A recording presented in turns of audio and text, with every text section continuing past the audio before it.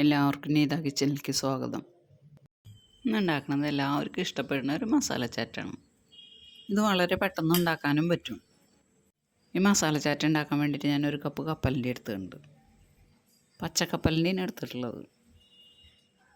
ഇനി ഇതൊന്ന് വേവിച്ചെടുക്കണം. അതിനുവേണ്ടി ഇത് കുക്കറിലേക്ക് ഇട്ടിട്ട് 1/2 ഗ്ലാസ് വെള്ളം കൂടി ഒഴിക്കാം. പാകത്തിന് ഉപ്പ് ഇടാം. എന്നിട്ടിത് വേവിക്കാൻ വേണ്ടി അടുപ്പത്തേക്ക് വയ്ക്കാം. 2 വിസിൽ വരുമ്പോൾ അത് ഓഫ് ചെയ്യാം. വേവിച്ചെടുത്ത കപ്പലിൻ്റെ അരിപ്പയിലേക്ക് ഒഴിച്ച് വെള്ളം കളഞ്ഞെടുത്താണിത്. ഈ കപ്പലിൻ്റെയിലേക്ക് ഇനി മസാലകൾ ചേർക്കണം. ഇനി ഇതിലേക്ക് ഒരു സവാള ചെറുതാക്കി അരിഞ്ഞത് ഇടാം. ഈ സവാള അരിഞ്ഞത് 1/2 കപ്പ്. അതുപോലെ തന്നെ ചെറുതാക്കി അരിഞ്ഞ ക്യാരറ്റ് അതും 1/2 കപ്പ്. ഇനി വേണ്ട തക്കാളീന് അതും 1/2 കപ്പ് എടുത്തിട്ടുണ്ട്. ഇനി ഇതിലേക്ക് കുറച്ച് മല്ലിയിലയും കൂടി ഇടാം. ഇനി ഇതിലേക്ക് വേണ്ടത് ചാറ്റ് മസാലയാണ്.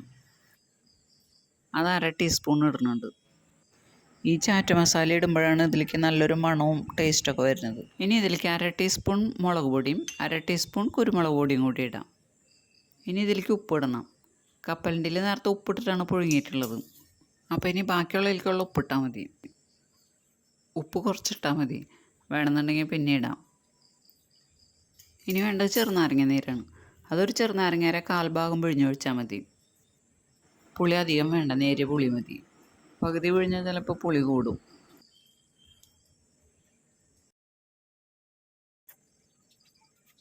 ഇനി ഇത് നല്ലപോലെ മിക്സ് ചെയ്തെടുക്കണം. ഈ ചാനൽ സബ്സ്ക്രൈബ് ചെയ്യാത്തവരുണ്ടെങ്കിൽ ഒന്ന് സബ്സ്ക്രൈബ് ചെയ്ത് കാണണം കേട്ടോ.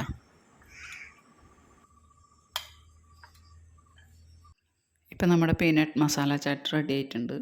എല്ലാവരും ഒന്ന് ഉണ്ടാക്കി നോക്കണം. എല്ലാവർക്കും ഇഷ്ടപ്പെടും കേട്ടോ.